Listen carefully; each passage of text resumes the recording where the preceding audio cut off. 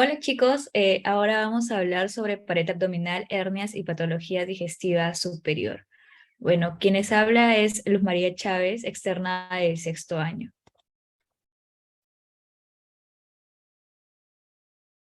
Ya. Entonces, iniciando con la anatomía, la pared abdominal se puede dividir en anterior, posterior, superior e inferior. Pero en este caso, lo más importante que nosotros vamos a abordar es la parte anterior y posterior. Entonces, lo más importante que recordar es el músculo principal de la pared abdominal anterior, que viene a ser el recto abdominal.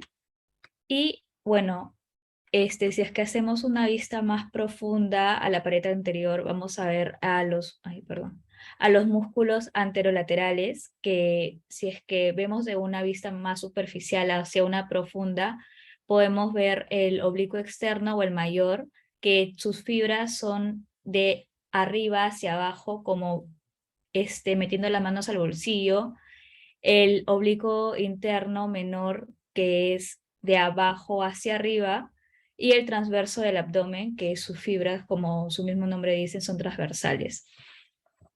Y si es que hacemos un corte transversal, vamos a poder observar por encima de la línea arqueada el estuche de los rectos, que esto viene a ser la saponeurosis tanto del músculo oblicuo externo, interno y transverso del abdomen, que van a recubrir tanto la parte anterior como la posterior al músculo recto. Y bueno, esto lo va a proteger para que no sea tan fácil la formación de hernias. Como lo podemos ver acá, que las aponeurosis de los músculos cubren al recto y forman la vaina de los rectos, ¿no? O el estuche de los rectos. Y en cambio, por debajo de la línea arqueada, vamos a ver que esas aponeurosis solamente van a cubrir la parte anterior del músculo recto, y va a quedar la parte posterior debilitada, ya que solamente va a estar recubierta por la fascia transversalis. Y esto va a ser mayor predisposición a que pueda formarse hernias. Un ejemplo, la hernia de Spiegel. Ya bueno, y continuando con la pared posterior, acá es importante mencionar músculos que están relacionados con la pared del abdomen, ¿no? Que viene a ser el músculo cuadrado lumbar, el músculo psoas, tanto mayor como menor, el músculo ilíaco y el músculo iliopsoas, que es la unión más distal de ambos músculos, ¿no? Del ilíaco y del psoas. Ya bueno. Continuando, ahora vamos a hablar sobre el conducto inguinal, que, bueno, como un conducto tiene limitaciones, ¿no? Tiene una pared anterior, tiene una pared posterior y tiene un techo y un piso. Como podemos ver acá en la imagen y en el cuadrito del costado, la pared anterior va a estar formado por el oblicuo interno y el oblicuo externo, que como vemos acá, viene a ser, este es el oblicuo interno y este es el oblicuo externo, que es más superficial. Entonces van a formar parte de la pared anterior. La pared posterior va a estar formado por la fascia transversalis, que viene a ser esta. Y bueno, el techo también, que va a ser el tendón conjunto, que es tanto las fibras del oblicuo interno menor con el transverso, y bueno, el piso, que viene a ser el ligamento inguinal. Lo vamos a ver más adelante un poco más detallado. Ya. Aquí podemos ver el conducto inguinal y el contenido del conducto inguinal. Bueno, como les mencionaba, este está formado por el ligamento inguinal en la parte inferior, como el piso. Y bueno, el contenido básicamente va a depender si es que la persona es mujer o varón. Y en el varón vamos a tener el conducto deferente y el plexo pampiniforme, la arteria diferencial también, y bueno, el cremaster, ¿no? Ya. Ahora, como sabemos, el ligamento inguinal va a dividir la pared en dos planos, en la parte inguinal y la parte crural. Del ligamento inguinal, que viene a ser esto, la parte superior va a ser la parte inguinal y la parte inferior la crural. Y esto va a ser, de acuerdo a la anatomía, va a haber la formación de hernias. Entonces, vemos que aquí está el recto del abdomen y por debajo del ligamento inguinal vamos a tener al músculo iliosoas, que como ya mencioné, es la unión del músculo ilíaco y del psoas. También tenemos al ligamento lacunar o ligamento de Cooper, al, al anillo femoral, que es donde van a salir los vasos femorales, que bueno, acá viene la vena, la arteria y el van, ¿no? Y el nervio, que está acá, vena, arteria y nervio femoral. Y, y bueno, entonces tenemos que posterior a, a este conducto van a salir los vasos epigástricos inferiores y si es que las hernias están laterales a los vasos epigástricos, van a ser las hernias indirectas, como lo vemos ahí, el sitio de las hernias indirectas. Y si es medial a estos vasos epigástricos, van a ser las hernias directas. Ya, ahora vamos a hablar directamente de hernias. Entonces, ¿qué es una hernia? Es la protrusión del contenido abdominal por un orificio anatómicamente constituido. Esto hay que saberlo diferenciar de una eventración, porque una eventración es también la protrusión del contenido abdominal, pero no por un orificio anatómico, sino que es posterior a una cirugía. Entonces, en tipos de hernia va a depender si es que es reductible o irreductible. Reductible quiere decir que pueda regresar a la cavidad abdominal sin problemas.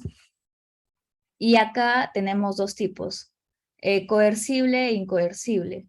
Coercible es que se introduce a la pared, a la cavidad abdominal y ya no vuelve a salir.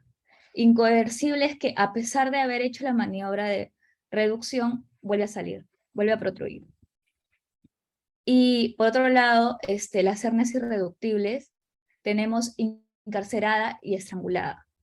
La encarcerada es la hernia va a haber obstrucción intestinal, pero no va a haber compromiso de la vasculatura, o sea, que no puede haber necrosis. En cambio, en la estrangulada vamos a tener obstrucción intestinal y además va a haber cambio de coloración de la piel porque hay compromiso vascular. Entonces, según clasificación anatómica, entonces puede haber hernia epigástrica, hernia umbilical, hernia inguinal, que es la más frecuente, la hernia crural o femoral también llamada, y la hernia obturatriz. Bueno, con lo que respecta a las hernias inguinales, se dividen en dos, puede ser directas o indirectas. La directa normalmente es medial a los vasos epigástricos inferiores, como ya lo mencioné. Y bueno, esta normalmente se originan en el triángulo de Hesselbach. Y las causas pueden ser por debilidad en la fascia transversales, o sea, en la pared posterior. Y bueno, normalmente esta se da en adultos y ancianos, y esta puede ser reductible también. En cambio, la indirecta va a ser lateral a los vasos epigástricos inferiores y tiene de origen al anillo inguinal. Y bueno, ¿y por qué se da esta hernia? normalmente se da por la persistencia del conducto peritoneo vaginal y frecuentemente es en los niños. Y una característica también que diferencia esta hernia de la directa es que no se reduce fácilmente y no tiene relación con el cremaster y está asociado a hidrocele y pues también atrofiar el testículo. Bueno, por otro lado tenemos las hernias crurales, que es más frecuentes en mujeres y tienen mayor incidencia de estrangulación. Otra clasificación, la de Nyhus, que tiene esta clasificación 4 tipos. El primero, que es una hernia indirecta y pequeña, en el que el anillo inguinal está normal y el saco del canal inguinal también.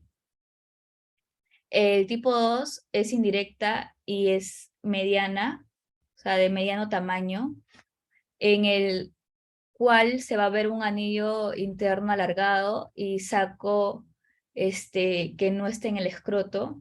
La de tipo 3, directa, y esta puede ser pequeñas o medianas. Pero hay 3 tipos, ¿no? La A, la B y la C. La A sí son directas y pequeñas y sin protrusión del anillo interno. La B son indirectas y grandes, pero que acá va a haber compromiso posterior del conducto inguinal. Y la C, que va a ser una hernia femoral o crural. Y la de tipo 4, que viene a ser las hernias recurrentes, que pueden ser A, B, C o D, que la A es indirecta, la B directa, la C femoral y la D puede ser una combinación de ambas.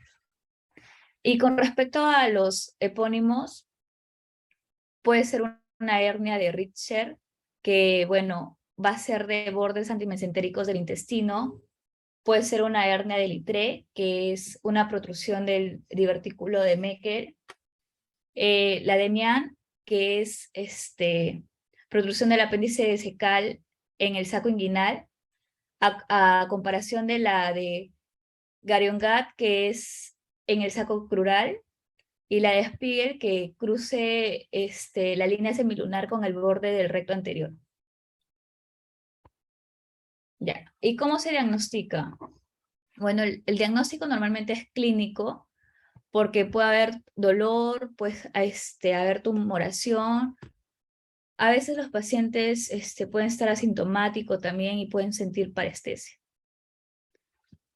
Pero eso siempre hay que corroborarlo con un examen físico, ¿no? A la inspección vamos a ver asimetría, también vamos a necesitar de ciertas maniobras como la de Valsalva o hacer toser al paciente para ver si es que hay protrusión del contenido.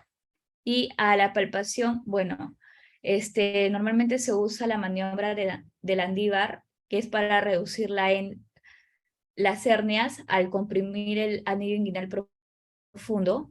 Y bueno, y también otra maniobra conocida es la de Andrews, que consiste en introducir el dedo al conducto inguinal mientras el paciente está de pie. Y bueno, y tú le pides al paciente que tosa, entonces si es que lo sientes en la punta del dedo, va a ser indirecta, pero si lo sientes con la yema, va a ser directa. Ya.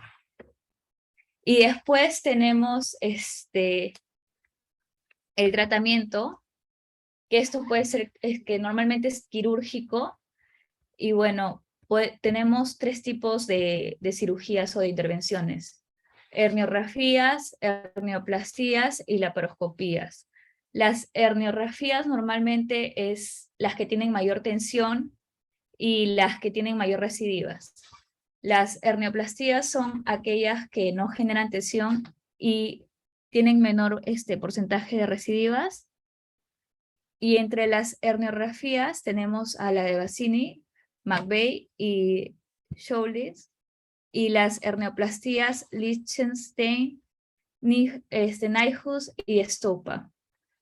Bueno, normalmente las más conocidas es Bassini, McVeigh, y esto es de las herniorrafías y las de hernioplastías, la Lichtenstein. Y bueno, eso es todo con respecto a hernias.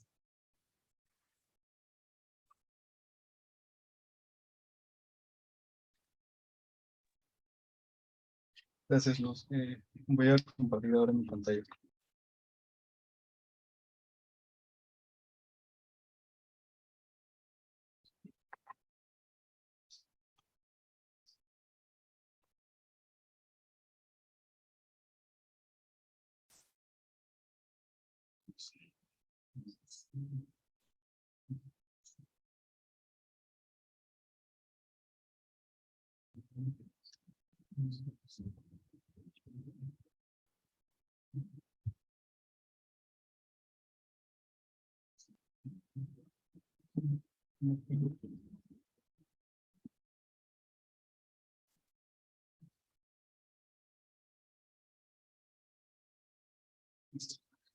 Hola chicos, ¿qué tal? Mi nombre es César Belli, soy interno de medicina del Hospital Vitarte. Bueno, el día de hoy les voy a presentar el tema de patología esofágica y patología gástrica con respecto a la parte quirúrgica. Vamos a ver primero la patología esofágica, en la cual básicamente es cualquier alteración de la estructura o de la función, o de ambas, del órgano mencionado, ¿no? Del esófago. Existen tipos de patologías esofágicas, ¿no? Hay patologías obstructivas, existen las hernias hiatales, alteraciones vasculares, traumatismos, pueden haber causas inflamatorias, pueden haber neoplasias también. Todas estas las vamos a revisar en un momento. Primero, las obstrucciones mecánicas se van a caracterizar por atresias o estenosis, ¿ya? ¿Cuál es la diferencia entre una y otra? Pues la atresia, como su mismo nombre nos indica, va a ser una estrechez, pero sin embargo esta estrechez, si nosotros vamos a la definición, va a ser congénita. Entonces aquí podemos ver una serie de patologías en la parte de atresias, mientras que las estenosis también van a ser una disminución de la luz esofágica, ya más marcada, que puede tener grados, puede pasar, no puede pasar, pero esta va a ser por una causa adquirida, ya sea por inflamación o por cicatrices. Las causas de esta pueden ser la enfermedad por reflujo gastroesofágico, puede ser irradiación con agentes radioactivos, los cáusticos, y bueno, todo esto de acá, ya sea atresia o sea estenosis, toda obstrucción mecánica va a causar disfagia, tanto a sólidos como a líquidos. De hecho, hay pruebas para distinguir entre una obstrucción y otra, ¿no? La disfagia sólidos, la disfagia líquidos. Generalmente si es a líquidos, estamos hablando de que hay un mayor grado de obstrucción, ya que el líquido debería lograr pasar, incluso si la estenosis es bastante marcada. Pero bueno, en cuanto a atresias, vamos a ver primero esta parte congénita. Tenemos la parte normal, que es, bueno, cómo usualmente debería estar formada la tráquea, el esófago. Sabemos que una porción del esófago se comparte en cierta forma con la tráquea, sin embargo están totalmente separadas, ¿no? Esto forma, de hecho, una burbuja gástrica que es parte del aire que entra tanto cuando hablamos, cuando respiramos, producto de la misma descomposición de los alimentos, se forma una burbuja gástrica.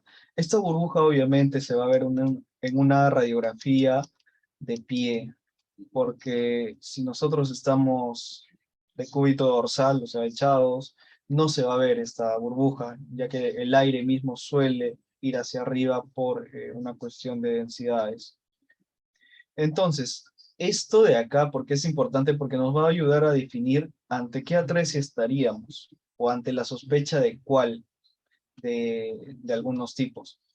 Si nosotros tenemos una atresia pura, que incluso para algunos lo catalogan como una estenosis congénita, vamos a tener la pérdida de esa burbuja gástrica. ¿Por qué? Porque simplemente no está pasando nada ahí. Entonces, el poco aire y también la comida y líquidos que llegue acá, no va a pasar para nada. Tenemos el otro tipo, que es la atresia pura, pero con una fístula traqueoesofágica. Esta se le denomina como tipo H. ¿Ya? ¿Qué vamos a tener acá? Vamos a tener una burbuja gástrica más prominente. ¿Por qué? Porque ya no solo tenemos el aire que ingresa por acá, tenemos el aire que va a ingresar por acá. ¿Ya? Entonces, al tener el aire que ingresa por ahí, ya no vamos a poder, perdón, la burbuja gástrica se va a hacer mayor y vamos a tener una mucho mayor prominencia de esta.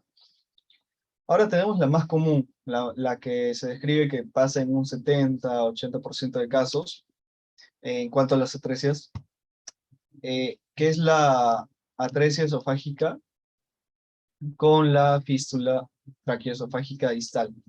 Es una atresia proximal,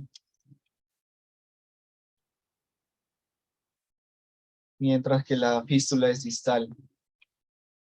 Esta, como les mencionan acá, es la más común de todas estas variantes de atresias, y también va a dar esta clínica similar de, pues, una prominente burbuja gástrica. Ahora, ¿cuál va a ser la diferencia entre estas dos? Si ustedes se dan cuenta, esto de acá no tiene para nada una conexión, entonces los alimentos se van a acumular. Si nosotros, si nosotros comenzamos a acumular alimentos, lo que va a hacer es comenzar a descomponerse. Esto va a causar halitosis, pero teniendo en cuenta de que esto es algo congénito, lo que también va a pasar es que el bebé simplemente va a regurgitar todo alimento que se le dé. Prácticamente no se va a poder alimentar y es porque no tiene hacia dónde pasar la comida. Va a haber una pérdida de peso bastante marcada en los primeros, e incluso en las primeras horas de nacido. Van a haber vómitos de contenido alimentario sin ningún jugo gástrico. Todo esto se va a caracterizar en este tipo de atresia. Mientras que las neumonías por aspiración van a ser más comunes en esta, mientras que en esta no del todo, porque no tenemos que aspirar, ¿no? Y bueno, si hay un poco de reflujo gástrico, por ahí se podría aspirar, pero no tenemos tanto de dónde aspirar en ese caso. Vamos a ver la estenosis. La estenosis, bueno, como ya les mencionaba, es la adquirida, y básicamente es una disminución de la luz, es decir, del radio, del diámetro que tiene el esófago. Nosotros sabemos, dicho sea de paso, que nuestro esófago tiene estenosis, perdón, estrecheces fisiológicas o normales, por así decirlo. Estas son, pues, a la unión gastroesofágica es una de ellas. Más arriba también tenemos otra, con el esfínter esofágico superior, el esfínter esofágico inferior. Todo esto es lo normal. Sin embargo, cuando disminuye patológicamente en un lugar en el que no debería, ya vamos a tener algo complicado. Por ejemplo, aquí vemos en esta imagen cómo este esófago debería continuarse de esta forma. Sin embargo, como lo señala la flecha de acá, tiene una estrechez. E igualmente aquí. Ahora, ¿cuál es el problema con la estrechez? Va a condicionar el paso de alimentos. Eh, y eventualmente puede incluso alterar la motilidad gástrica y formar un esófago. Entonces, la corrección es con un manejo tanto médico como quirúrgico, dependiendo del grado. Siempre todo en cirugía va a depender del grado de la patología, ¿no? Hay muchas patologías que pueden ser resueltas muy bien médicamente y muchas que no, dependiendo incluso del mismo avance de esta misma. Ahora, en cuanto a las obstrucciones funcionales que vamos a tener la idiopática. Cuando nos referimos a idiopática es que realmente no sabemos por qué se ha dado, pero se ha dado. En la idiopática, bueno, se asocian algunas causas, ¿no? Pero en sí debemos saber que hay un incremento del tono del esfínter esofágico inferior en cuanto a las funcionales. Ahora, ¿qué va a ocasionar esto? Va a tener la conocida acalasia. Básicamente es una dilatación de la porción, de una porción del esófago. La forma adquirida más conocida es la enfermedad de Chagas. Realmente, como les mencionaba, cuando ocurren esto, y más aún en las obstrucciones funcionales, van a terminar en megaesófago. Vemos acá la calasia, vemos cómo está a esta altura, tenemos el esfínter esofágico inferior, que en este caso no va a estar funcional del todo, o mejor dicho, va a estar con una hiperfunción. Va a apretar mucho más de lo que se debe, y este esófago va a tender a dilatarse con el fin de soportar el pase de alimentos que debería tener. Debería ser de esta forma, mientras que está alargado, ¿no? Como ven, o mejor dicho, ensanchado. El anillo de Chatsky es un anillo fibroso que se describe que es una causa también de acalasia, o más que todo una patología del esfínter esofágico inferior, que luego va a predisponer a que se genere una acalasia, y esto se relaciona mucho con la enfermedad por reflujo gastroesofágico. De hecho, se menciona que esta es la causa principal de la aparición del anillo de Chatsky. Vamos a ver más adelante por qué pasa esto en la enfermedad por reflujo gastroesofágico. Vamos a ver también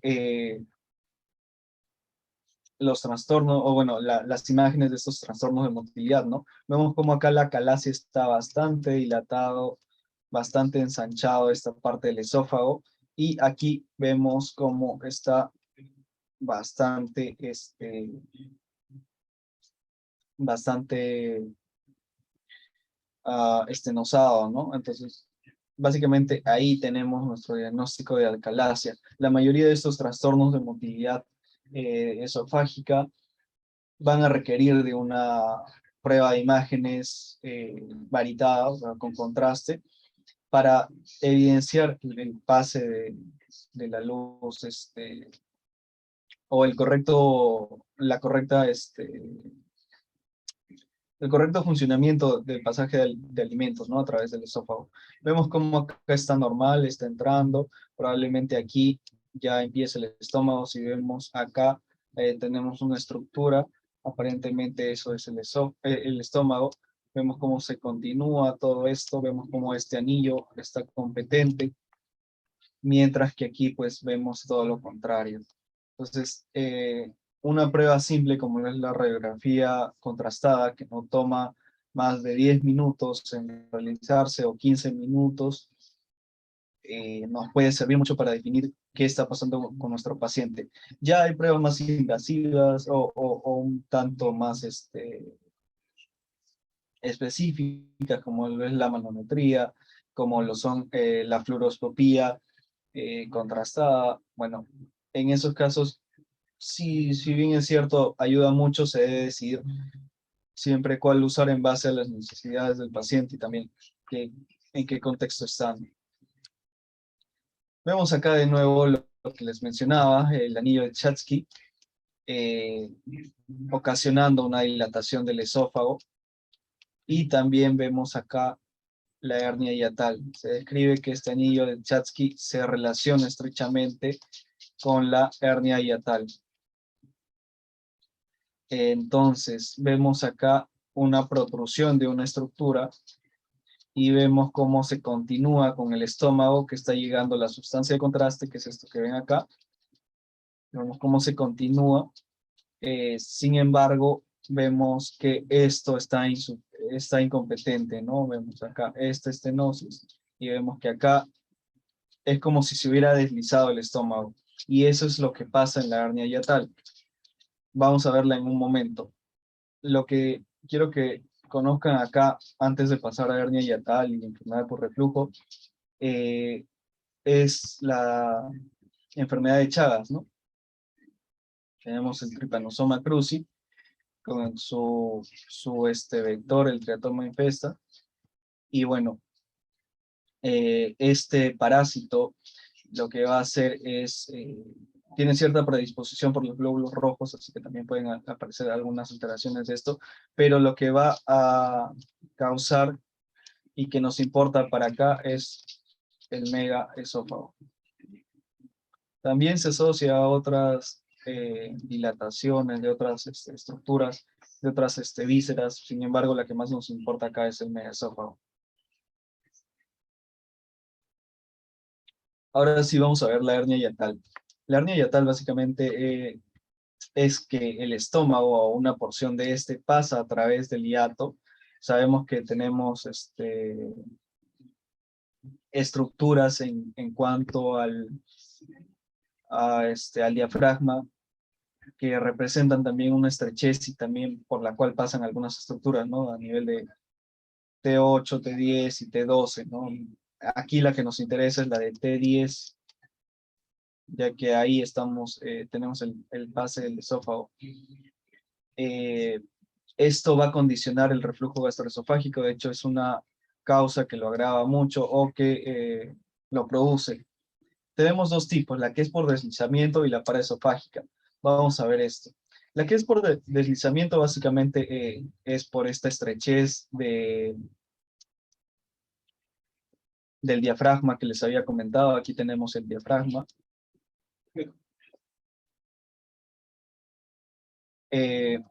Mientras que la otra ya es paraesofágica, es decir, al costado del esófago. Aquí también tenemos un defecto en la pared del diafragma, sin embargo este defecto hace que solo salga por un lado, entonces por así decirlo tenemos el defecto solo en un lado, mientras que en este lo tenemos, por así decirlo, en ambos lados.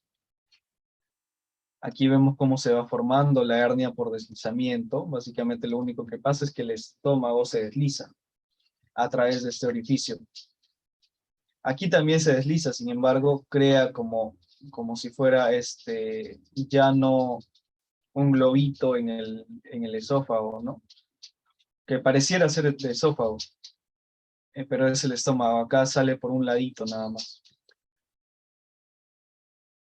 Ahora, ¿cuál es la corrección de la hernia hiatal en cuanto a la parte quirúrgica? Primero vamos a ver el grado de hernia hiatal. Como les comentaba, siempre en cirugías y bueno, también en medicina se actúa de acuerdo a los grados de cada patología. Si tenemos una hernia hiatal que representa un hallazgo en alguna consulta, en alguna evaluación de rutina, el paciente no presenta ningún síntoma, esto se va a considerar para lo que comúnmente se conoce como cirugía electiva. Es decir, en este momento, tu cirujano te indica, bueno, tienes esto, si quieres te opero porque la resolución va a ser quirúrgica, el tratamiento definitivo es quirúrgico, pero no lo necesitas con urgencia, no lo necesitas de emergencia, no te está causando molestias. Tenemos tiempo para evaluarte bien, decidir si es totalmente necesaria la cirugía y si estás bien para la cirugía, o si vamos con manejo médico. ¿Y cuál es el manejo médico? Bueno, inhibidores de la bomba de protones, ciertas posturas, ¿no? Por ejemplo, si tú vas a comer, luego de comer no te eches, espera un momento para evitar el reflujo. Dicho sea de paso, para evitar el reflujo, también sugieren disminuir la ingesta de comidas grasosas, condimentadas, picantes y todas estas medidas que ya se ven más en la parte de medicina interna, sin embargo no escapan de la parte quirúrgica, ¿no? Porque cada vez viene más esta tendencia de que la cirugía trate de ser lo mínimamente invasiva posible y en lo posible de que ésta sea lo más conservadora o el tratamiento quirúrgico sea lo más conservador posible. Entonces, en este punto tenemos estas opciones de tratamiento. Ahora, ¿cuándo se indicaría, por ejemplo, ya quizá con un carácter de urgencia, cuando los síntomas son incontrolables, cuando hay una total falla del manejo médico y cuando comienzan a aparecer otras complicaciones, ¿no? La hernia hiatal, como les mencionaba, va a estimular la formación o la aparición de la enfermedad por reflujo gastroesofágico. ¿Y qué tenemos en la enfermedad por reflujo gastroesofágico? Vamos a tener, vamos a tener,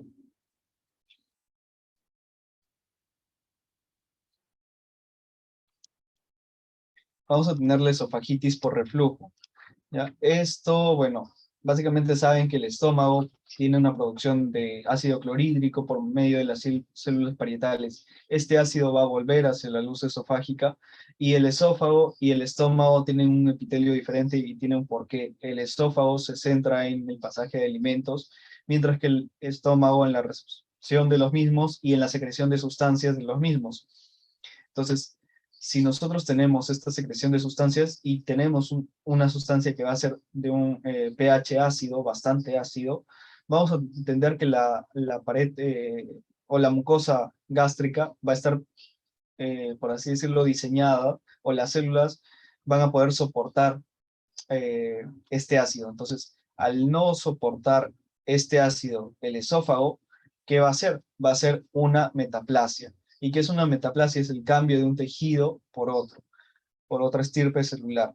Esto es como una medida de adaptación, no es como una medida en sí patológica, ¿no? O sea, sí tiene una base patológica, pero es una medida de adaptación. Entonces, ¿qué pasa en la esofagitis por reflujo? Hay una disminución del tono del esfínter esofágico inferior, cosa que también hemos visto en la hernia hiatal.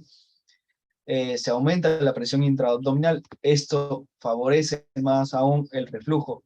Ahora, no solo es una hernia hiatal, esto de la esofagitis por reflujo puede aparecer tanto en consumo de alcohol crónico, tabaquismo, la misma obesidad, el uso de sedantes, el mismo embarazo. Bueno, como ya les habíamos mencionado, la hernia hiatal, un vaciamiento gástrico lento y un gran volumen gástrico, ¿no? Si lo combinamos con la obesidad, vamos a tener varios factores que nos llevan a que obesidad también es una causa importante de enfermedad por reflujo gastroesofágico y que a la vez muchas veces se acompaña de la hernia hiatal.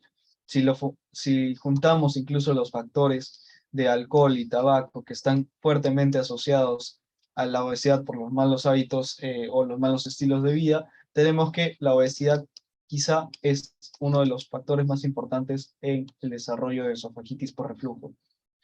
Ahora, ¿cuál es el problema de una metaplasia? Uno puede decir hasta cierto punto, bueno, está resistiendo en sí el pasaje de estos eh, ácidos, ¿no?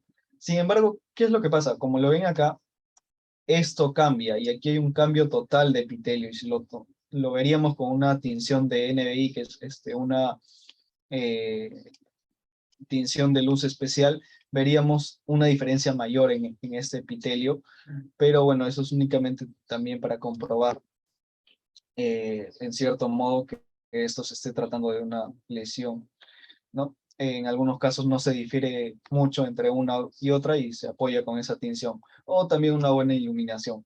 Ahora, ¿qué es lo que pasa con esto? Si nosotros estamos viendo, aquí pareciera que también está un poco ensanchado el esófago, no del todo, pero vemos que la unión gastroesofágica está surgiendo con unas lengüetas, que ya ni siquiera son lengüetas, sino son bastante prominentes de lesión, y este es un cambio de epitelio. Este de acá sería epitelio gástrico, mientras que este sería epitelio esofágico.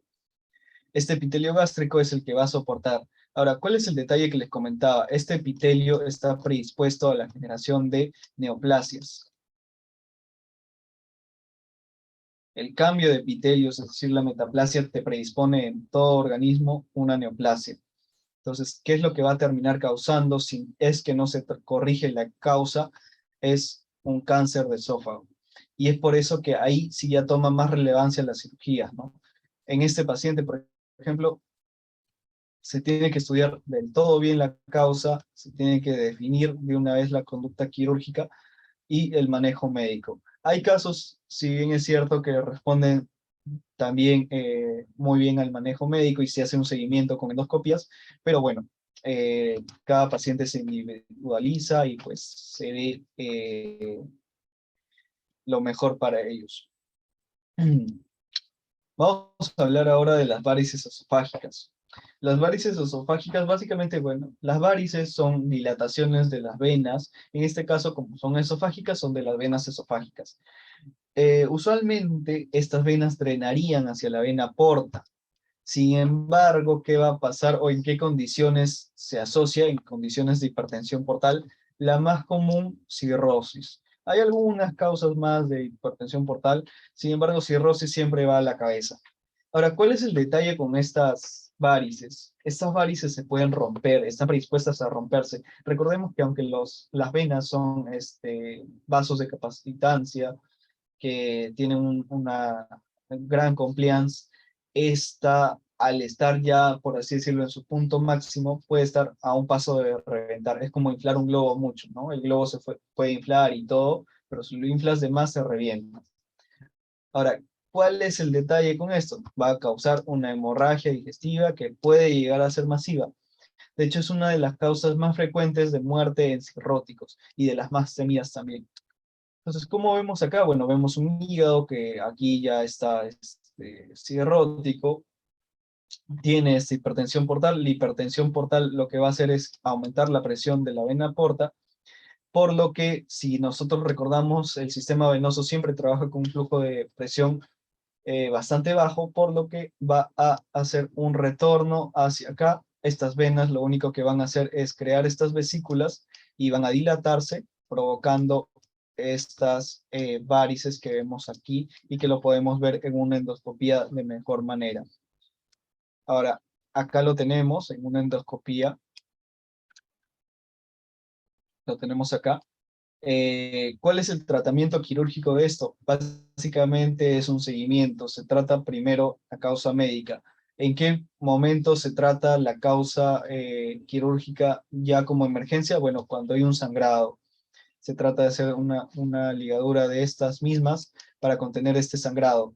Esta ligadura también puede ser en casos en los que se haya un sangrado activo, que si bien es cierto no llega a un sangrado masivo, pero se recomienda también. Ahora, en realidad, lo único que va a solucionar esto no es tanto la cirugía, lo va a solucionar el manejo médico y, bueno, finalmente el trasplante hepático si es que el paciente tiene suerte. Vamos a hablar ahora de las causas traumáticas. Básicamente tenemos dos aspectos o dos síndromes descritos. Primero tenemos el síndrome de Mallory-Weiss. ¿Ya? El síndrome de Mallory-Weiss se asocia mucho a un consumo crónico de alcohol. En este consumo crónico de alcohol se va dando también el desgaste de toda la arquitectura celular esofágica. Entonces, este desgaste lo que va a ocasionar es como pequeñas heridas, pequeñas erosiones, que si nosotros juntamos estas erosiones van a terminar sangrando, mejor dicho.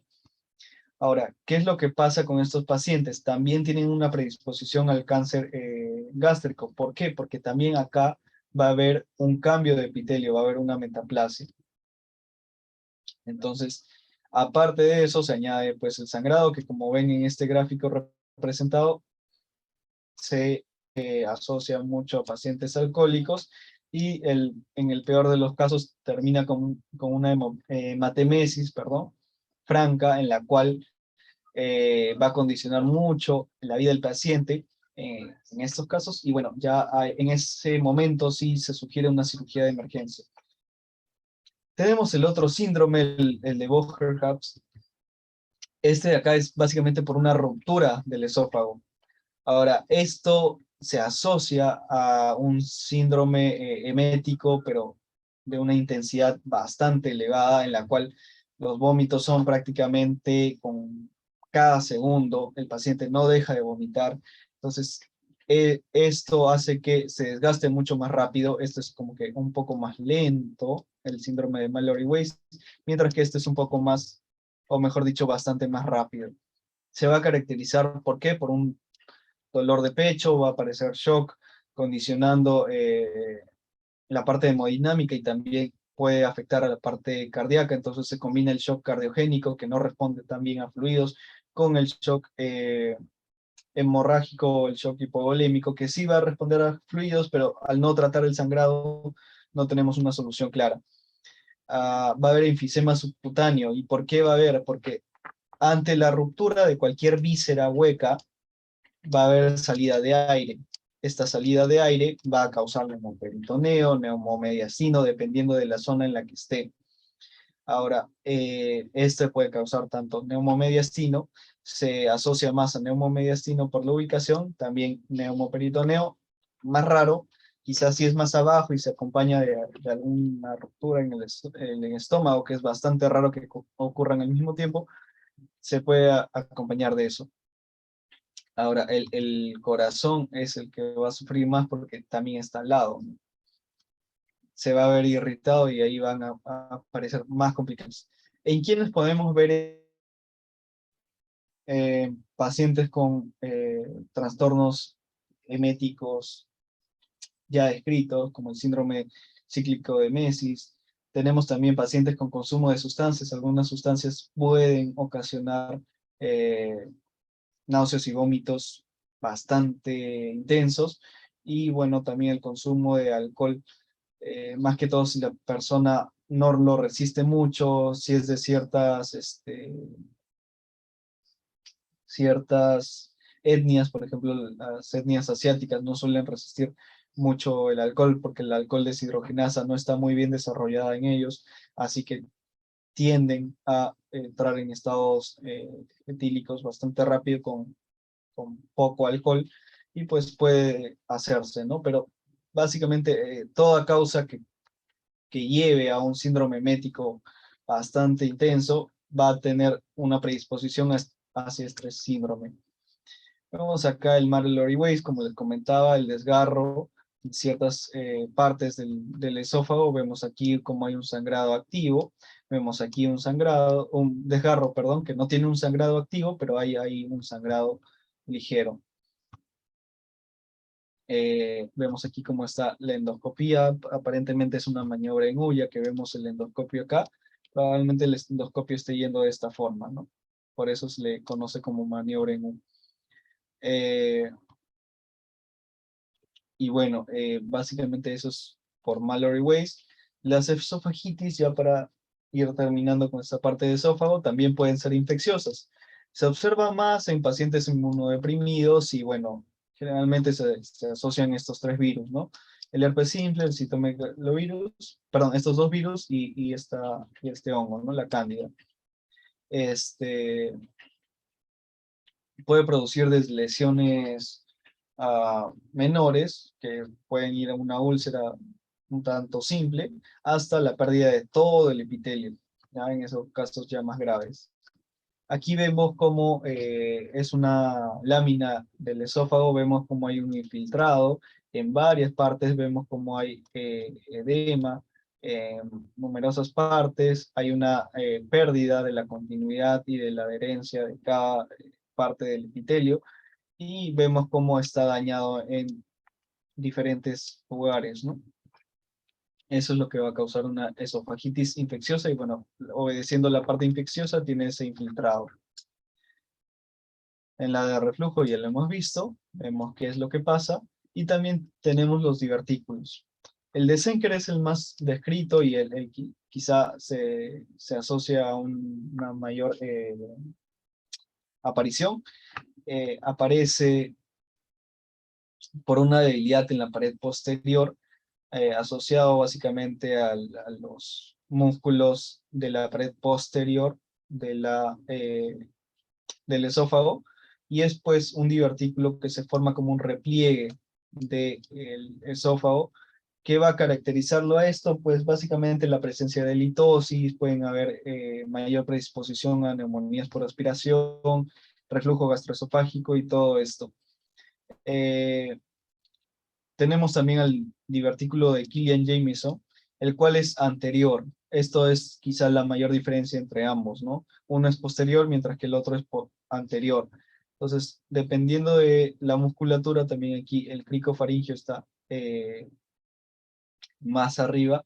Aquí ya tenemos una falla en la debilidad anterior, entonces ahí es cuando va a aparecer. Vemos aquí cómo están tratando de hacer una corrección, aparentemente con una sutura mecánica.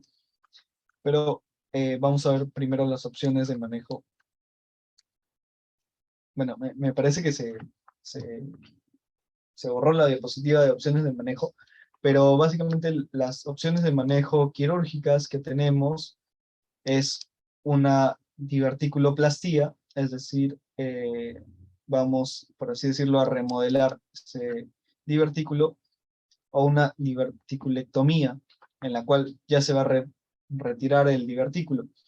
Ambas van a depender mucho también de la técnica del cirujano, de qué tan especializado esté en eso, y del mismo paciente, y individualizando el cuadro, ¿no? De repente, si es un divertículo muy pequeño, se puede hacer una plastía, se puede adherir a otro plano y en cierta manera invaginarlo, o evitar que tenga este pasaje de alimentos. Si es bastante grande, ya se opta mejor por retirarlo, remodelar la arquitectura de modo que quede mejor, o quede como normal, y pues ya se le da una solución al paciente. La patología gástrica. En la patología gástrica, lo primero que voy a hablar es la úlcera péptica. Ya, tenemos dos aspectos, la úlcera gástrica y la úlcera duodenal. Ambas van a tener los mismos síntomas, o casi los mismos. Vamos a tener una dispepsia, generalmente es postpandreal, es decir, después de las comidas. Vamos a tener una saciedad temprana también. Eso es un síntoma bastante importante para una siguiente patología que vamos a ver.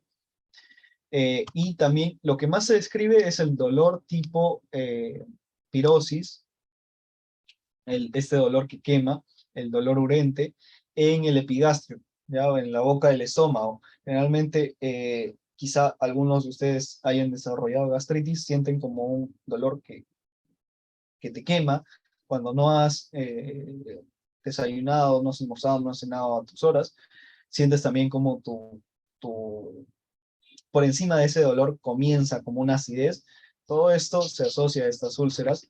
Ahora, ¿cuál es la característica de este dolor? Este dolor suele mejorar con antiácidos. Finalmente es un dolor, pues, que nos indica que hay un ácido ahí haciendo un fastidio. Ahora, también, ¿qué va a pasar con estas úlceras? Pueden sangrar, entonces podemos tener manifestaciones de sangrados crónicos, como lo es anemia. Podemos tener hematemesis, si este sangrado ya es un tanto más agudo. Podemos tener melena también, si es que, bueno, luego de este sangrado agudo, la sangre se metaboliza y finalmente sale con este color de heces, que son, bueno, de un olor más intenso, que sería una hez normal. eh, y este color que es tipo brea, se describe, que es parecido al negro, en realidad es rojo, pero es tan oscuro, obedece a la descomposición de la sangre, que parece que fuera negro, fuera del color de la brea. Es bastante brillante, y después en el inodoro se puede ver cómo este va soltando poco a poco sangre. Y si, por ejemplo, una prueba más para determinar si es o no es un sangrado, se le puede añadir agua oxigenada, y si esta burbujea y hace una reacción bastante grande, vamos a saber que es un sangrado, o más probable así un sangrado. Tenemos también en ese caso de melena test como T-Venom. Bueno, aunque si la melena ya es franca, no necesitamos un T-Venom para confirmarlo, pero si hay sospecha de este sangrado en heces oculto, vamos a necesitar un T-Venom. Y también tenemos la prueba de guayaco o guayacol. Esta es un tanto más rápida que el T-Venom, es casi tan específica y casi tan este, precisa para la detección de sangre oculta en heces. Básicamente necesitamos una pequeña muestra de las heces, eh, añadirle un reactivo, y en un par de minutos este reactivo se va a pintar si es que hay sangre oculta en heces. Ahora, ¿cuál es la diferencia entre el dolor al comer entre una y otra? En las gástricas, el dolor va a aumentar brevemente después de comer. También va a haber una pérdida de peso que es más marcada que en las duodenales. De hecho, en las duodenales va a haber una ganancia de peso. eh, y el dolor va a ceder después de la ingesta de comida, pero va a incrementarse después de 2 a 5 horas más o menos. El dolor nocturno es más común en la úlcera duodenal, mientras que es menos común en la úlcera gástrica. Ahora, esto también tiene una cierta predisposición, ¿no?, hacia la epidemiología. Tenemos al Helicobacter pylori,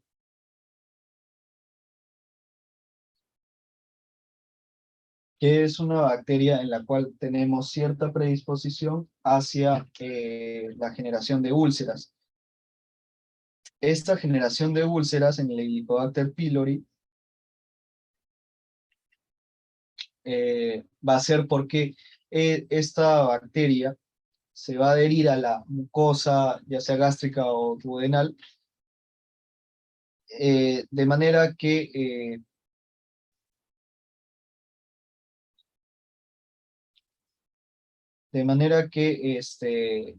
va a predisponer la secreción de ácidos gástricos. Entonces, al predisponer la secreción de estos ácidos gástricos, va a ocasionar que la mucosa se vea afectada y se comience a generar estas úlceras. Ahora, ¿cuál es la predisposición entre una y otra? El Helicobacter pylori tiene cierta predisposición más a formar una úlcera duodenal mientras que una úlcera gástrica se aleja solo un poco menos, ¿no? ¿Verdad? Ya ahora los nuevos datos epidemiológicos están dando una proporción de 40, 50%, ¿no? Mientras que el otro baja solo un 10%, ¿no? Entonces, en estos momentos se está dando un cambio. Antes se describía que uno se inclinaba más hacia otro, ahora ya no es tanto eso. Pero sí tenemos que tener en cuenta otra,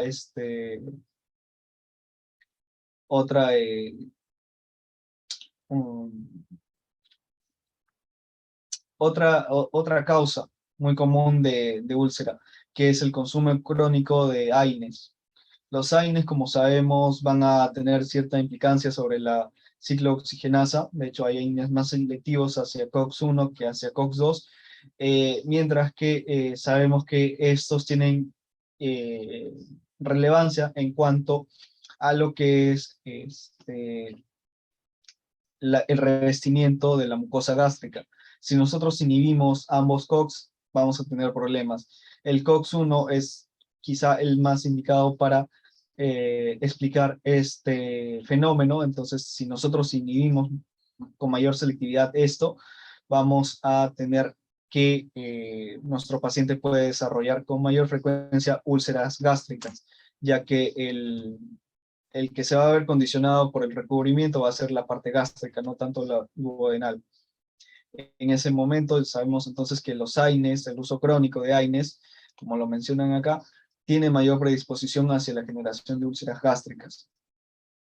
Ahora, ¿qué hacemos en esos casos? Bueno, se descontinúa los AINES o se da un AINE más selectivo y se trata también con inhibidores de la bomba de protones.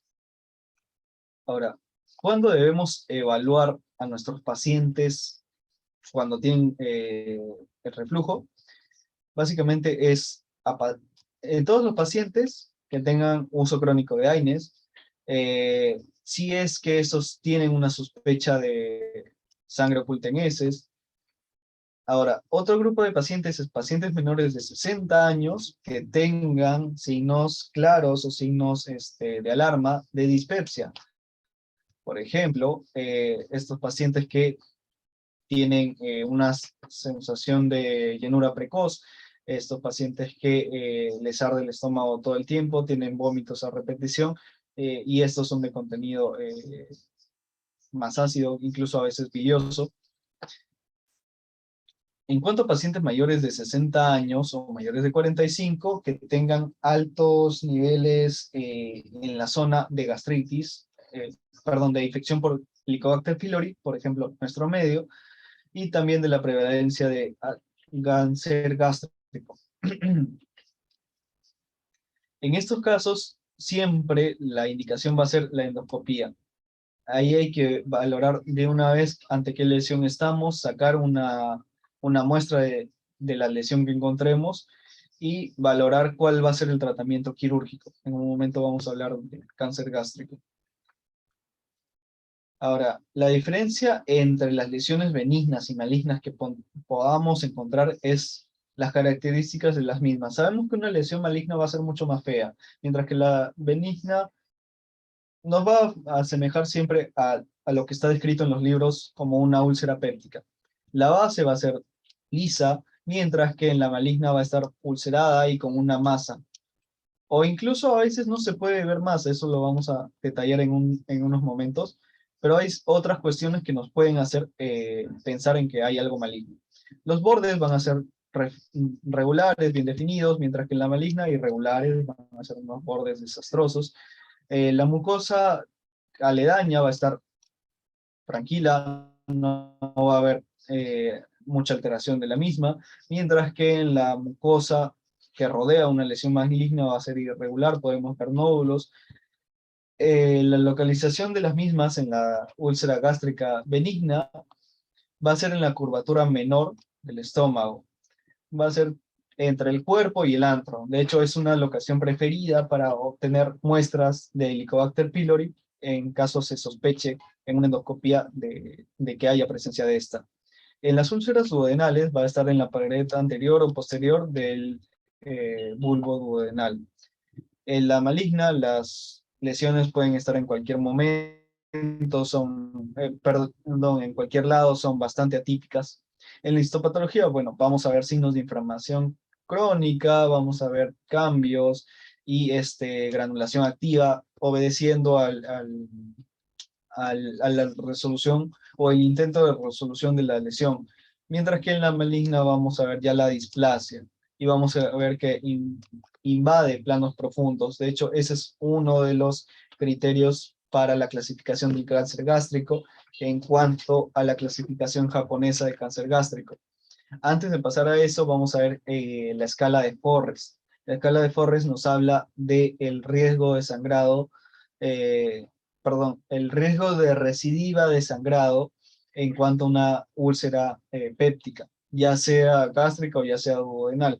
Vemos entonces como cada grado, podemos dividirlo acá, que está el grado 1, el grado 2, que se divide en 3, y el grado 3. Quienes van a tener alto riesgo de recidiva van a ser el grado 1A, el 1B, el 2A y el 2B. El 12 y el 3 van a tener bajo riesgo de recidiva, de hecho menor al 10%, como pueden ver, y cada uno tiene una característica, ¿no? En el 1A vamos a tener un sangrado activo bastante importante que va a ser como a chorro. En el 1B el sangrado va a estar, si bien es cierto, activo, pero va a ser más como una especie de una telita, no se les dice en forma de sábana.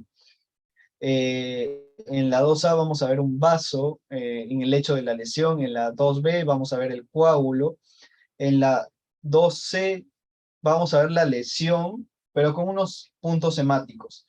Estos puntos se diferencian del vaso porque el vaso puede protruir, mientras que el punto solo va a estar como pintadito. Y en el grado 3 vamos a tener una lesión de base fibrinosa, va a estar una lesión limpia y no va a ser nada sangrante. Aquí tenemos las tres variantes. Esta sería un grado 1, 1A, porque vemos este sangrado. Miren cómo está dejando su chorro acá. Está saliendo la sangre. Este es un sangrado activo y es a chorro 1A.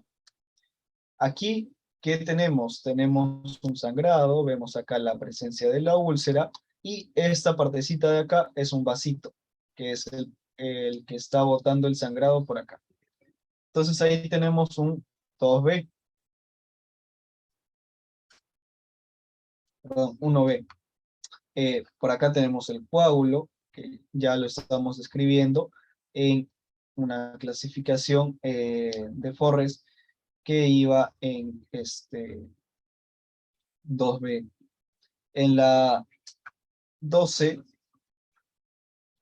que ya tiene un bajo riesgo de sangrado, vemos como la lesión ya está con una base más fibrinoide, está un tanto, vemos cómo está esta úlcera, no conecta con otra cavidad, es decir, no se ha perforado, y vemos cómo está estos puntos hemáticos, ¿no?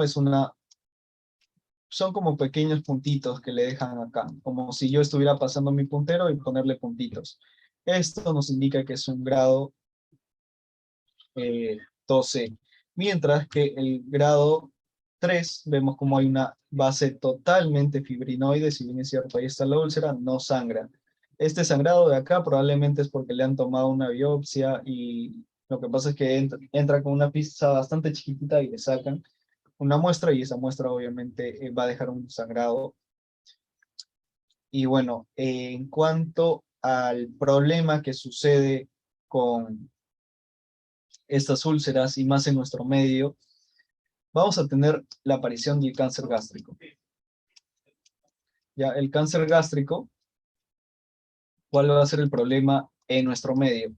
El cáncer gástrico en el mundo se asocia mucho a la presencia del Helicobacter pylori, por lo antes mencionado, ¿no? Va a ocasionar incluso metaplasia, va a ocasionar mayor porcentaje de úlceras. Ahora, ¿cuál es el problema del Helicobacter pylori frente a esto? Es que en nuestro medio lo tenemos bastante frecuente. Y es que no solo se asocia a nuestro país, se asocia a muchos países similares al nuestro que tienen un consumo de comida callejera mucho mayor que el resto. Por ejemplo, en otros países, por ejemplo India, ¿no? También se asocia y que tengan malas condiciones de higiene.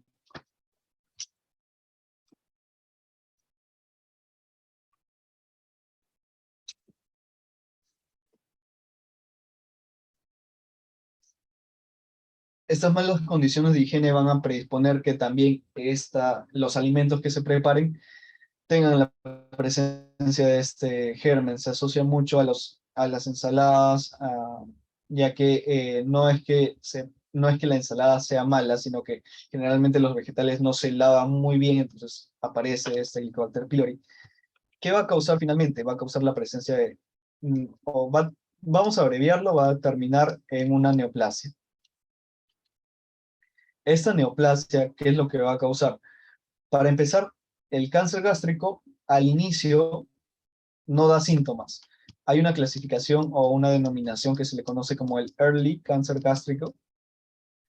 Este cáncer gástrico temprano es donde se debe actuar. ¿Cómo nos podemos dar cuenta de un cáncer gástrico temprano? Si es que alguien lo tiene. Primero, la historia clínica. La historia clínica te va a sacar muchos datos que te pueden relacionar a esto, te pueden relacionar a antecedentes familiares, o incluso personales. Te puede decir, doctor, yo ya tuve una lesión hace tanto tiempo, me sugirieron operarme, me dijeron que no, que luego que mejor no me opere, etcétera. Todas estas cosas las vas a poder sacar por la historia clínica. ¿Qué más? Luego de hacer la anamnesis y la historia clínica con tu paciente, te toca hacer el examen físico. ¿Qué vas a encontrar en el examen físico? Básicamente no mucho. Eh, pero hay un dato más de la historia clínica, o de la anamnesis, mejor dicho, que es importante. La sensación de llenura precoz.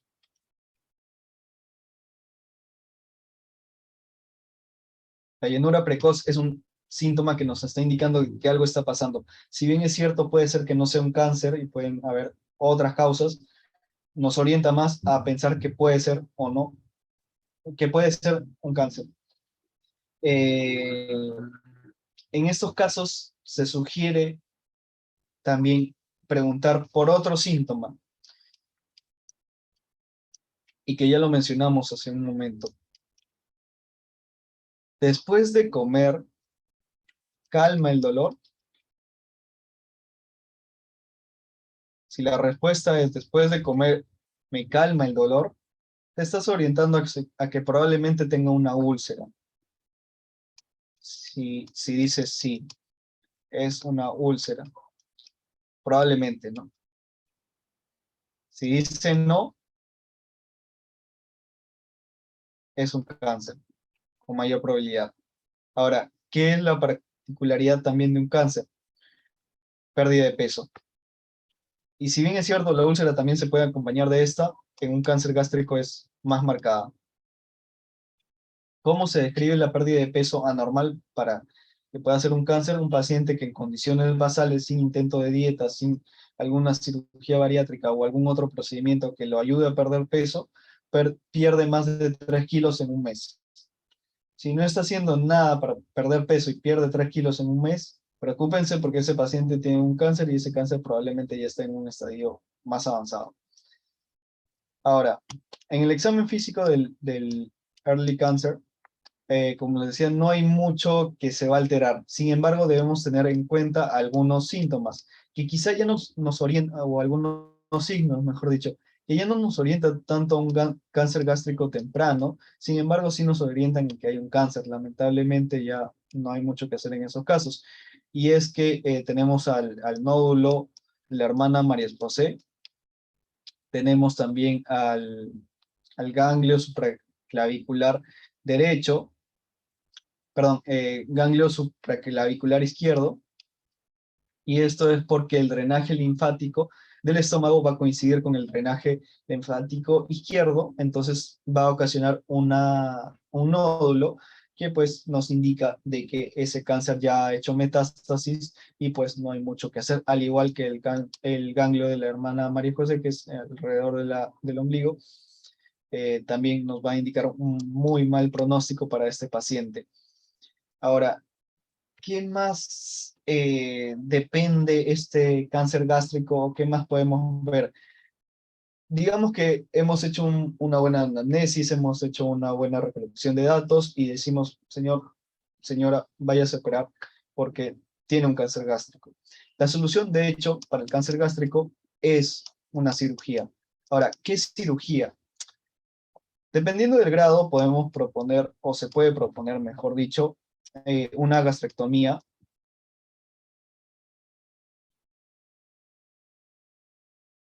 La gastrectomía va a ser subtotal. Va a abarcar entre el 70 al 85% del estómago. Ahora, esta gastrectomía no viene sola, ya que tenemos que estudiar para el estadiaje del cáncer, para el TNM, vamos a tener que estadiar también, aparte de las lesiones, vamos a estadiar los ganglios, la presencia de ganglios. Entonces, ¿cómo hacemos esto? La gastrectomía subtotal más resección D2. El D2 es el grupo ganglionar que obedece a la posición de ciertos ganglios. Hay ganglios que están acá, van a estar numerados. No los voy a explicar del todo porque es un tanto más teórico, pero es un grupo ganglionar, ¿no? Que por aquí tiene otro, por aquí tiene otro, mientras que el D1 es otro grupo ganglionar. Se escoge este grupo ganglionar ya que se relaciona más con el drenaje linfático de la cercanía de la mayoría de los cánceres gástricos. ¿Qué otro procedimiento tenemos? Tenemos los bypass gástricos.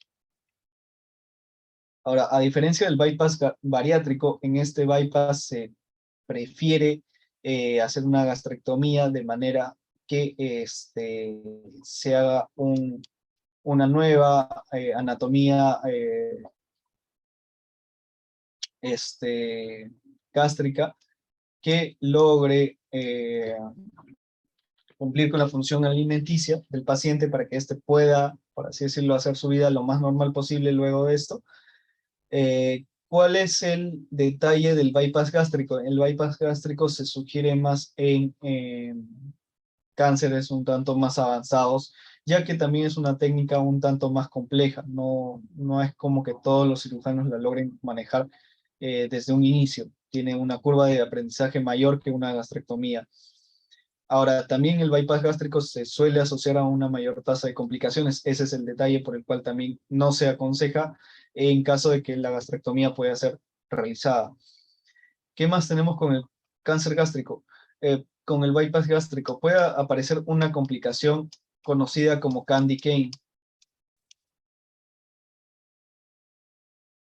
El candy cane o bastón de caramelo va a ser básicamente cuando se pasan de dejar esta asa y termina siendo, como lo estoy dibujando ahí, como si fuera un bastón. ¿Cuál es el problema? Esta parte de acá se va a comenzar a llenar, a aparecer ciertos problemas y luego lo único que queda es entrar a remodelar esas asas. ¿Cómo se puede ver? Con un estudio de radiografía contrastada. Ahora, ¿qué más tenemos en cuanto a la parte quirúrgica? Ya que la parte quirúrgica no es solo entrar a operar y se acabó.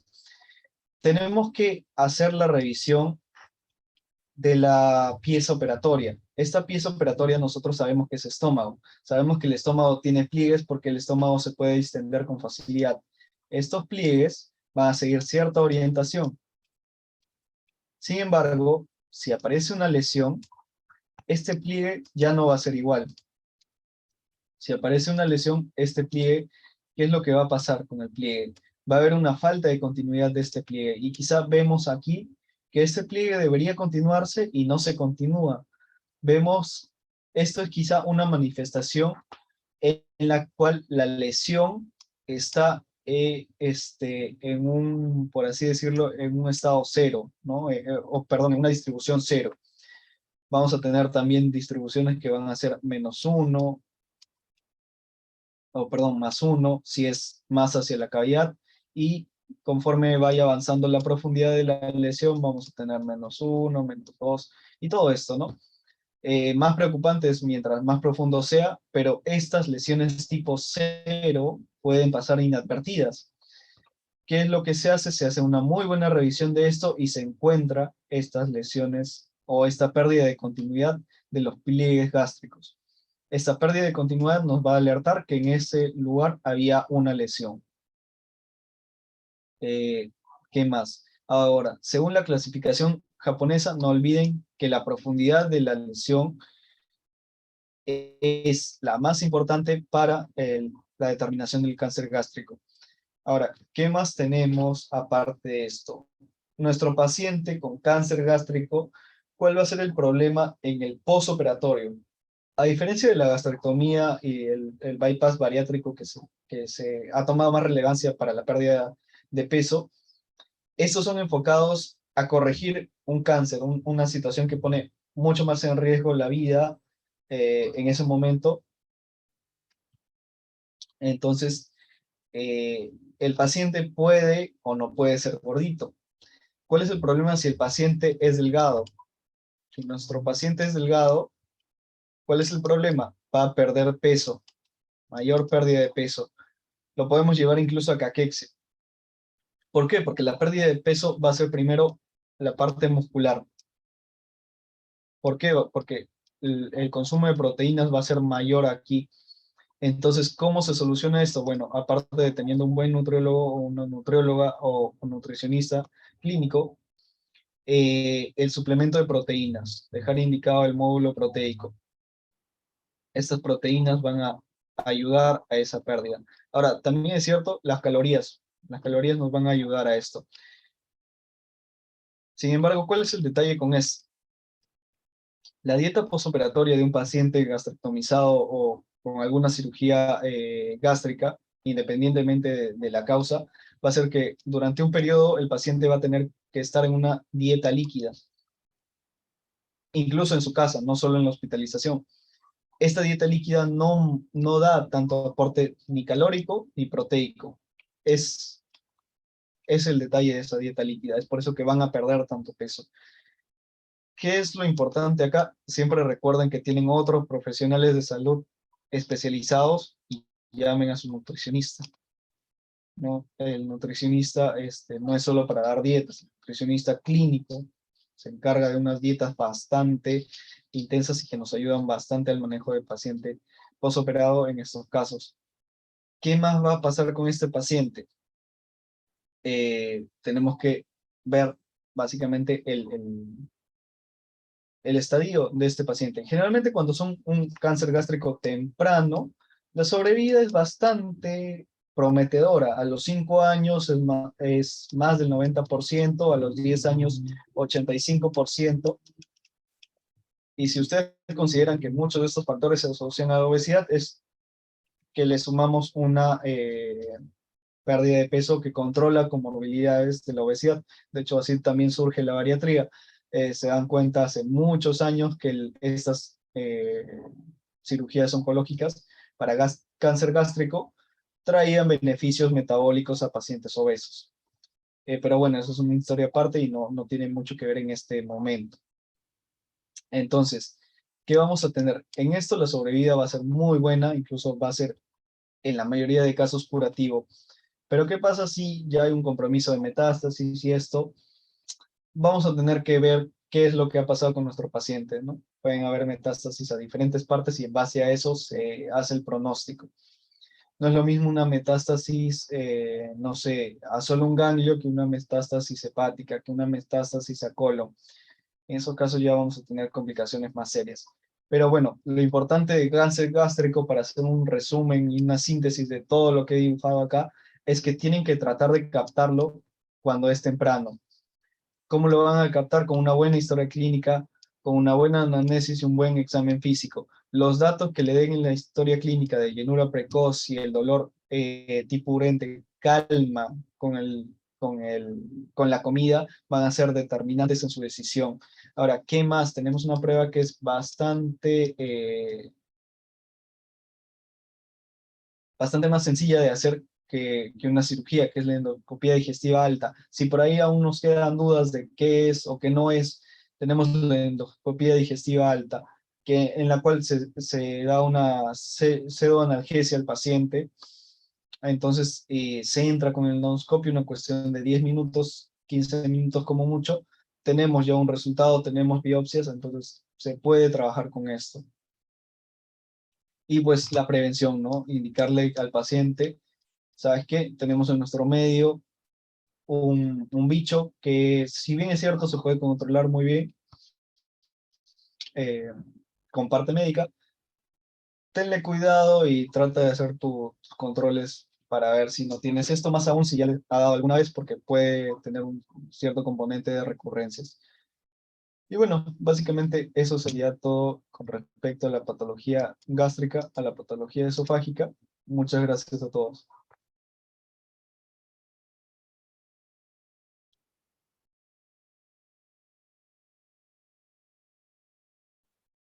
Bueno, muchas gracias a Luz, muchas gracias a César. Ha estado excelente la presentación. Y bueno, esperamos que les haya servido un montón y que se lleven lo más importante de estas ponencias y que les sirvan sobre todo para su aprendizaje y para tener un buen desarrollo durante estas rotaciones. Muchas gracias chicos y mucha suerte y éxitos a todos.